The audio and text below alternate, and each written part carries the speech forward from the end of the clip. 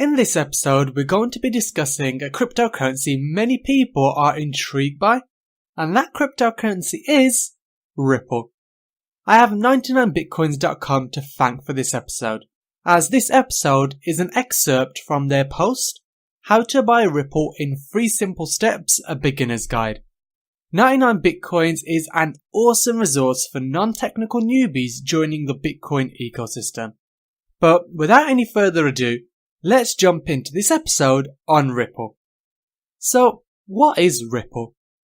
Ripple is a global settlement network, making it easy to transfer nearly any currency to anyone in the world in just seconds.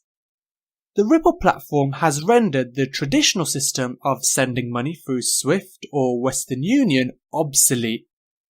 At this point, Ripple is focused entirely on working with banks, offering them a more efficient and cost-effective way to send real-time payments around the world. Consider this hypothetical example. Directly transferring currency inexpensively from Japan to Nicaragua. This isn't generally feasible.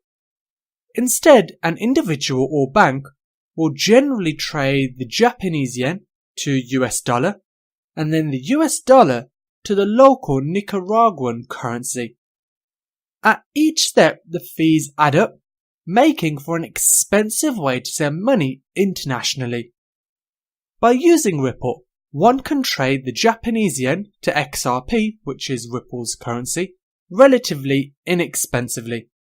Send XRP to the recipient, either an individual who has a Ripple wallet or a bank in Nicaragua, and from there, trade XRP into the local Nicaraguan currency. In other words, XRP is the grease that allows any currency to be easily exchanged for any other currency on the Ripple platform. While banks in general have been slow to adopt Ripple, there is no doubt that real-time worldwide payments are the future.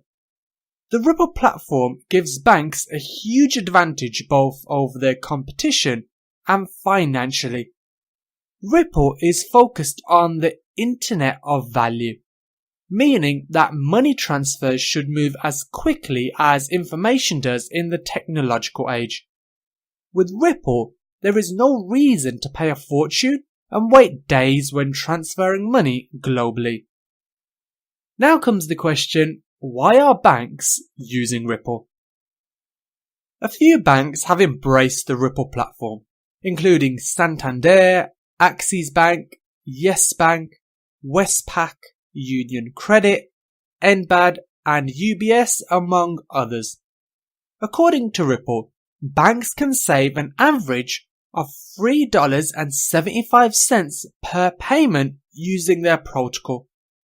Considering that banks perform thousands or perhaps millions of transactions every year, this represents a significant saving. If there is one thing that captures the attention of banks, it is how to make more money while saving more money. This is why Ripple, or a real-time, inexpensive global settlement network similar to it, has a bright future ahead of it, as they are offering a new way to conduct business that brings financial institutions up to speed in the internet age. Ripple is led by Brad Garlinghouse, while the brains behind the scene is David Schwartz, the chief cryptographer. Based out of San Francisco and branching out around the world, the Ripple team has been constantly improving the protocol while connecting with banks internationally. Ripple continues to hire top talent from around the world and aims to facilitate the greater majority of international payments worldwide. As it currently stands, Ripple is one of the most exciting fintech organizations with their innovative financial platform, as Forbes even includes Ripple in their Fintech 50. So how do you as an individual even invest in Ripple? While large-scale investors may be able to invest in Ripple directly, most other investors and speculators are limited to investing in XRP. XRP, Ripple's native currency, took off in value in 2017, when it went from under 1 cent to over 30 cents a coin. This huge surge in value is due to both bank adoption and speculative interest. As it currently stands, Ripple is one of the top 10 largest cryptocurrencies out there. XRP allows for seamless financial transactions from any given currency to any other currency with negligible fees. In a sense, XRP is the reserve currency on the Ripple platform that enables users to trade nearly any currency of choice into XRP and send XRP globally to anyone. The individual who receives XRP can then trade it for the currency of their choice. Every time any given currency is traded into XRP, liquidity increases, as does the value of XRP due to greater demand.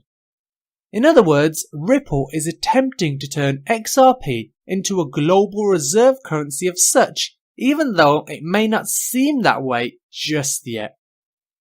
However, transferring XRP is the easiest and least expensive way to send value over the Ripple protocol. At some point, it may not make sense to move into any other currency, while instead simply using XRP exclusively for global payments. If people and banks from around the world turn their fiat currency into XRP and collectively decide not to move back into fiat, the price of XRP will no doubt skyrocket. The goal is to turn XRP into a stable currency that doesn't deviate in value much, so banks will be comfortable moving into it without fear of volatility. As it stands, many banks don't want to do anything with XRP because it can dramatically change in value overnight or even in seconds.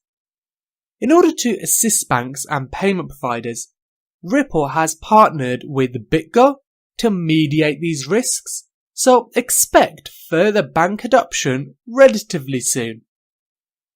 A long-term appreciation in the value of XRP is ultimately the end game for Ripple, as they hold the majority of XRP in existence.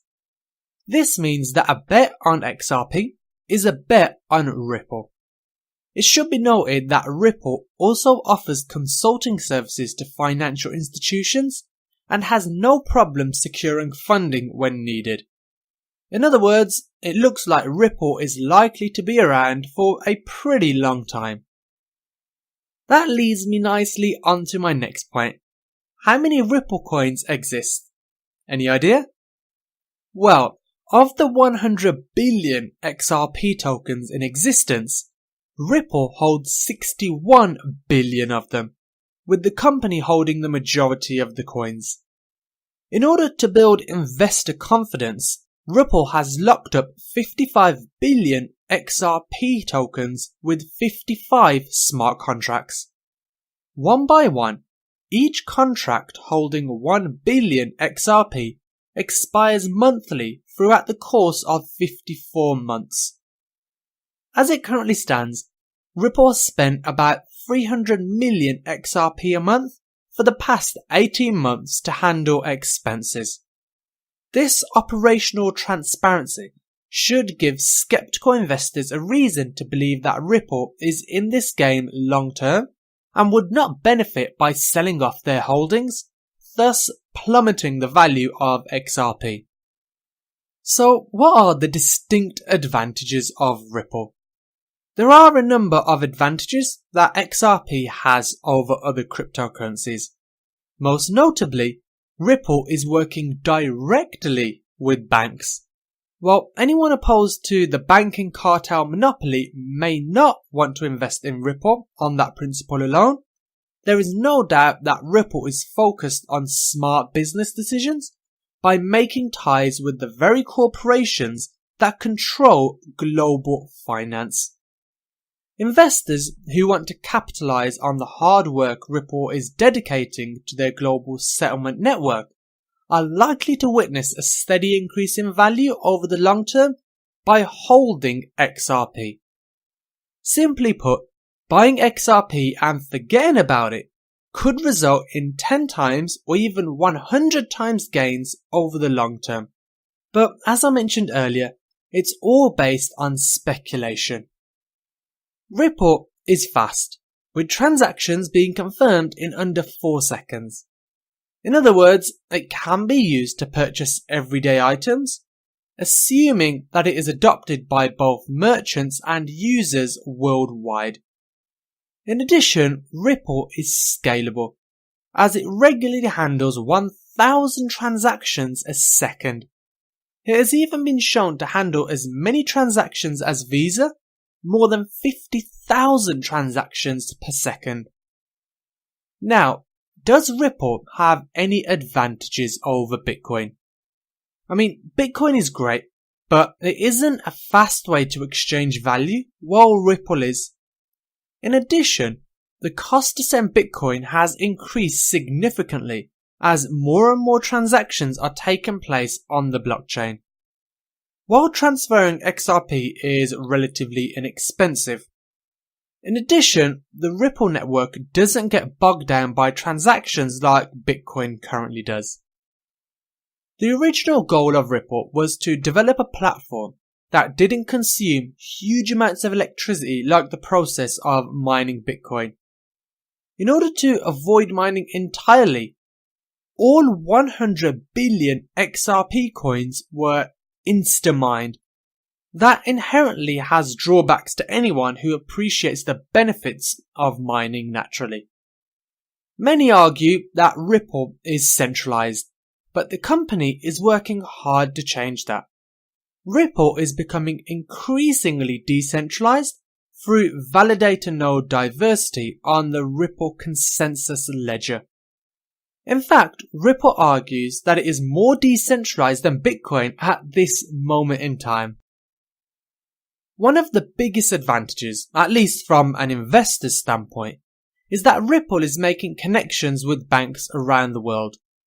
While many see Bitcoin and other cryptocurrencies as competition to the established financial order.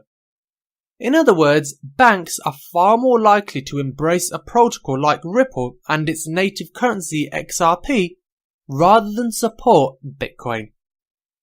Now, let me touch on some drawbacks to Ripple. So, while XRP has some huge advantages over other cryptocurrencies, some would argue that it is a big brother platform for making global transactions. Since the original version of Ripple was focused on allowing everyday people to make global transactions like remittance payments inexpensively and quickly, the pivot to focusing exclusively on banks was seen as a turn-off by many. Anyone who likes the Ripple platform but doesn't like Ripple the company may want to use Stellar, a Ripple fork from Jed McCaleb, as it was more of an altruistic vision. As stated before, XRP was created all at once and Ripple owns the greater majority of these tokens. Even though these coins are locked up in a smart contract and the likelihood of a sell-off is small, it is still something to consider. In a sense, Ripple is a central bank of XRP. Researchers at Purdue University have determined that the Ripple platform has security vulnerabilities. Due to its open nature, nodes within the network could be subject to attack, preventing some users from accessing funds. Many people may decide not to invest in XRP for personal reasons, especially if they are invested in cryptocurrencies, because they see cryptocurrencies as an escape from the banking cartel and government control. On the other hand, investors who are looking for profits and don't see anything wrong with Ripple's business model have every reason to buy XRP. So that's everything on this episode about Ripple. I know it's something a lot of you requested, so I'm thrilled to have been the one to deliver this episode to you. Now, if you want a written tutorial on how to actually buy Ripple, just head over to 99bitcoins.com and search for the blog post titled How to Buy Ripple in 3 Simple Steps, a Beginner's Guide. They've detailed the exact steps you need to take to purchase Ripple. It's super straightforward. I'll also link to that post in the podcast show notes over at b21block.com. But that's everything for this week's episode. I hope you enjoyed it, and I'll see you in next week's. This session of B21 Block Cryptocurrency and Blockchain School has come to a close. Be sure to subscribe for more weekly cryptocurrency and blockchain training, helping you to navigate this ecosystem successfully. Also, don't forget to rate and review this podcast so we can continue to bring you the best weekly podcast possible. We'll see you next week, right here on B21 Block Cryptocurrency and Blockchain School.